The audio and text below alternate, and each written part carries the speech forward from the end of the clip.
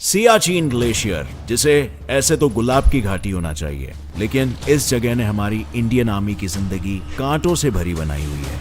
क्योंकि यहाँ पर -70 डिग्री सेल्सियस के टेम्परेचर में अगर किसी ने नहाने की जरूरत की तो वो बेहोश तक हो सकता है। इतना ही नहीं, सियाचिन में अगर खुद को सर्दी से बचाने के लिए किसी सैनिक ने अपने कैंप्स को ज्यादा गर्म किया तो ऊंचाई पे ऑक्सीजन की कमी के चलते उनका कैंप भस्म तक हो सकता है। लेकिन इनकी ये मुश्किलें यहीं खत्म नहीं होती, क्योंकि एक तरफ हम ऐसी जगहों पर अपने पैर तक नहीं उठा सकते, वहीं इन्हें कदम कदम पर अपने कंधों पर 30 से 35 किलो का वजन लेकर 20 से 28 दिन चलना पड़ता है ताकि ये ग्लेशियर की ऊंचाई पर पहुंच सके। और इन सभी कठिनाइयों के बाद जानते हो इन्हें खाने के लिए क्या मिलता है? जमा हुआ अंडा, प्याज, अदरक, जिन्हें ये काटते नहीं बल्कि तोड़ते हैं। लेकिन एक सच ये भी है कि सियाचिन में गोलियों से ज्यादा मौतें वहां के मौसम की वजह से हुई है, जिसका जिक्र खुद हमारे union minister of defence Rao Inderjit Singh ने 2015 में लोकसभा को एक लेटर लिखते हुए किया था और बताया था कि ऑपरेशन मेघदूत के बाद से अब तक सियाचिन में मौसम की मार ने 869 सैनिकों की जान ले ली है। जवानों की हुई मौत से आपको इस बात का अंदाजा लग ही गया होगा कि सियाचिन ग्लेशियर का तापमान सांसों को भी जमा सकता है। वहां के हालत कुछ ऐसे हैं कि चाहे अंडा हो या प्याज या फिर इंसान की सांसें ही क्यों ना हो, सब कुछ जम जाता है।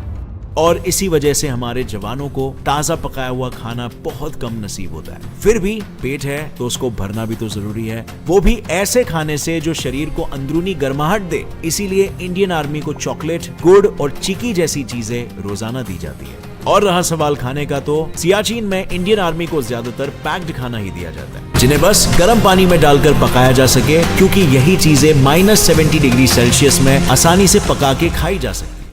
अब अगर आप ये सोच रहे हो कि उसके लिए पानी की जरूरत होती होगी, तो हाँ, बिल्कुल होती है। और इसीलिए तो बेचारे बर्फ को पिघलाकर उसका ही इस्तेमाल करते हैं, फिर चाहे उन्हें पानी पीना हो या अपने लिए कुछ बनाना हो। अगर साइंटिफिकली देखा जाए ना, तो इंसान जितनी ज्यादा हाइट पे होता है, उसे अपने बॉडी में एनर्जी लेवल बनाए रखने के लिए उतनी ज्यादा कैलोरीज की जरूरत होती है। लेकिन दुर्भाग्यवश हमारे सोल्जर्स के साथ चाह कर भी ऐसा नहीं हो पाता। उल्टा कई बार बेस कैंप से पकाया हुआ जो खाना आता है ना, वो भी बीच रास्ते में ऐसे ही जम जाता है और सैनिकों तक पहुंचते पहुंचते उसमें कोई स्वाद ही नहीं बचता। और रहा सवाल इंडियन आर्मी की ट्रेनिंग और उनकी लाइफस्टाइल का, तो आई एम श्योर अब तक आप जान ही गए होंगे कि सियाचिन ग्लेशियर में रहना बच्चों का खेल बिल्कुल नहीं है। यहाँ काम करने के लिए शारीरिक तंदुरुस्ती और जज्बात दोनों का फिट रहना बेहद जरूरी है।